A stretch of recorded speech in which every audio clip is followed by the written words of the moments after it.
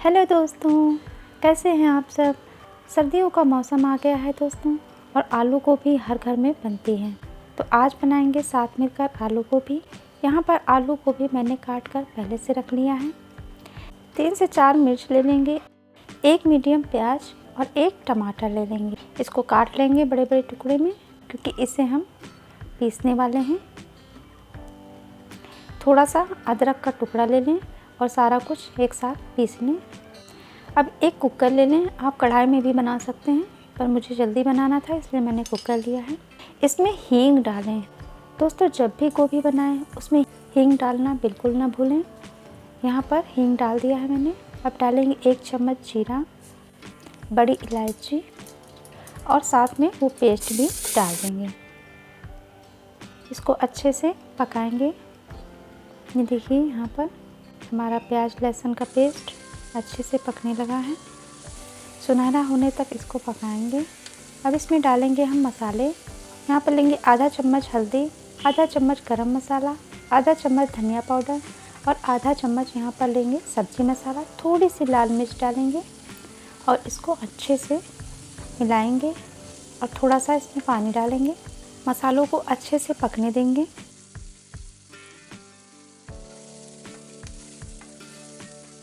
इसको अच्छे से चला लेंगे। अब इसमें डालेंगे आलू गोभी और इसको अच्छे से मिक्स करेंगे और थोड़ी देर के लिए पकने देंगे।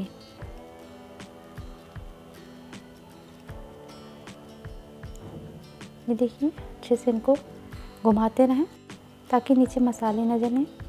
अब इसमें डाल देंगे पानी। यहाँ पर मैंने 2 गिलास पानी डाला है। अब 2 से 3 सीटी लगाएं। ये देखिए, हमारा आलू गोभी बनकर तैयार है। इसमें डालें हरी धनिया और इसको मिक्स करके अलग बर्तन में निकाल लें।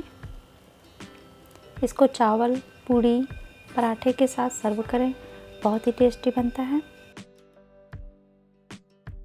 और ये सब्ज़ी सभी को पसंद आती है। ये देखिए दोस्तों, रेसिपी पसंद आई हो तो लाइक, सब्सक्राइब, शेयर ज़रूर करें। ये सब्ज़ी आप खुद भी बनाएं और अपने चटोरे दोस्तों के साथ भी शेयर करें।